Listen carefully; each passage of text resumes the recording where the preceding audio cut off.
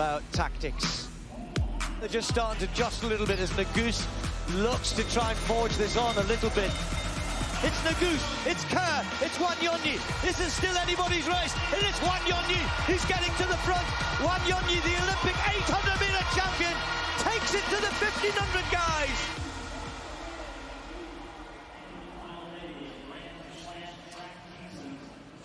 Well, he, down the home straight, was kind of going, come on guys, come on guys. It looks like his number's about to blow off, but it won't be the only thing that's happened around the track here. We've lost papers and everything up here. Emmanuel Wanyonyi, I just enjoyed that yesterday, didn't you? Oh, I mean, and he looked like he had way more in the tank, you know? He was taunting a little bit, smiling, sticking his tongue out, had flashed that huge smile that he has. I really think this guy could win the double. I think that he is the one to beat today. But there's a lot of guys that want to get a little bit of revenge.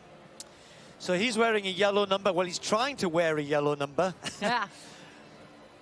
As the leader, he's got the 12 points. We had a little bit of a lane change here. So he's going to be on the outside because it looks as though Hoppel, who was going to be on the outside, has been moved. Maybe he's asked, or they've been asked to change lanes, because Bryce, who's standing there looking cool and relaxed, is in lane 7. He should have been in 8. Doesn't make that much difference in the 800 meters. Now, this is great. I always love to see the officials go off and have a little huddle, have a little chat to each other. Oh, we're going old school here. He's going to pin his number on.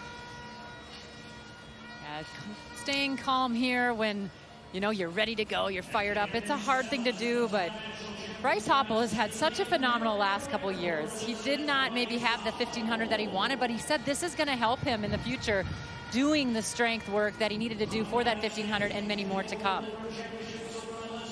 So Cole Hocker is going to line up in lane 6, one of the racers, 1500. He just kind of seemed to go asleep down the back straight. He finished strongly again, as he always does, the third, but not at the front. Josh Kerr not at the front. As we said, finished 5th. He's got some work to do here.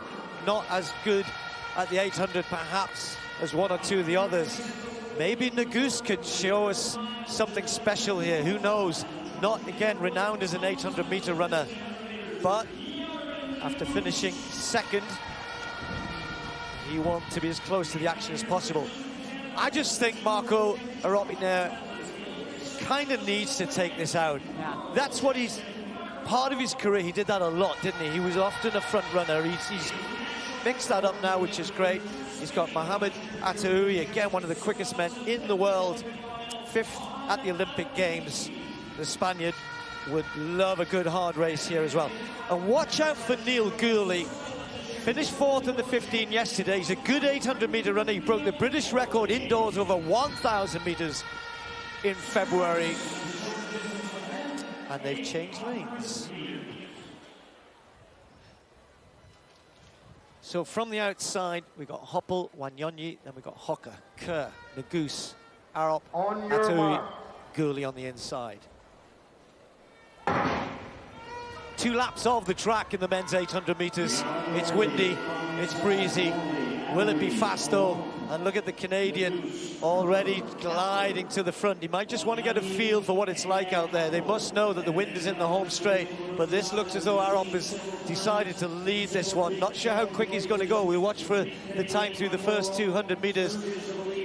It's fairly quick there, round about 25 flat there, thereabouts, Carrie. You can see all the 1500-meter guys sort of in the back of the pack here, hoping to close that gap in. But Marco Arop, he's so tall. He's such a strong guy. Not surprised to see him get out of the way and get up front. You know he can run either way, from the back or from the front. But here we go. Wanyonyi closing that up. And I think this is just going to be a show between these two. They went 1 and 2 at the Olympic Games. Let's see what happens. 52 at the front, and that's not that quick actually by their standards. I think that was all about the wind, but they do have a gap on the rest of the field. The guys haven't gone with this at all. It's the 3 800-meter specialists, with the exception of Ataoui, who's completely lost in the pack behind. The 15 lads will charge, there's no doubt about that. Wanyonyi's not going to wait for them though, and Arop has to try and hold him off, and he does. He wants to hold the curve, make Wanyonyi run wide. These two are so far ahead of everybody else. Ataui's beginning to get going and is reeling in. Bryce Hoppel perhaps for third, but they're so far back. And look at Arup, he's gone again. Wanyonyi 2-3 meters behind. Has the Canadian done this well? Has he got the tactics right? It looks as though he has. That 1500 must still be in the Kenyan's legs because Arup is striding away. They're all charging too far back. Arup's going to win this one by a country mile. 1:45.1. Wanyonyi, then Hoppel, then Gourley, then Hocker, then the Goose, Ataui, and a tired Josh Kerr at the back. Well, I gave you a little bit of a nudge because those guys were closing hard behind Wanyonyi, but he did take a little glance up and he knew he had second in the bag, and that's really what he needed. He just needed to finish this race strong to be able to win this challenge this weekend.